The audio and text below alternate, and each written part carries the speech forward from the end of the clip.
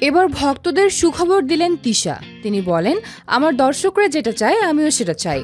আমি সবসময় অপেক্ষা করেছি খুব ভালো বাজেটের কাজের, চেষ্টা করি বেছে বেছে কোয়ালিটি সম্পন্ন কাজগুলোর সঙ্গে থাকার। এছাড়া খুব তাড়াতাড়ি আমাকে সিনেমায় দেখা যাবে।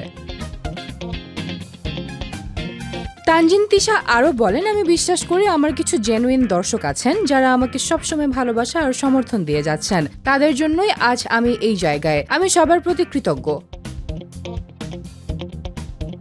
ছোট পর্দার আলোচিত ও জনপ্রিয় অভিনেত্রী তানজিন তিশা মডেলিং দিয়ে ক্যারিয়ার শুরু করলেও অল্প সময়ে অভিনয়ে নিজেকে প্রতিষ্ঠিত করেছেন তিনি। একের পর এক জনপ্রিয় নাটকে অভিনয় করে দর্শকের হৃদয়ে জায়গা করে নিয়েছেন। পাশাপাশি সোশ্যাল মিডিয়াতেও তার সরব উপস্থিতি তাকে ভক্তদের আরও কাছের মানুষ করে তুলেছে।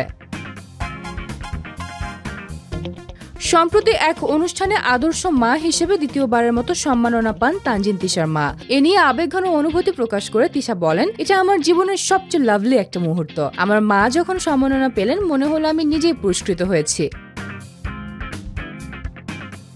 তিনি আরো বলেন, প্রতিটি শিল্পীর সফলতার পেছনে তার বাবা মায়ের অবদান থাকে। আমি আজকে যে অবস্থানে সেটা আমার মায়ের আত্মত্যাগ ও ভালোবাসার ফল। তিনি সবসময় আমার পাশে ছিলেন। মা যখন স্বীকৃতি পান সেটা সন্তানের জন্য গর্বের।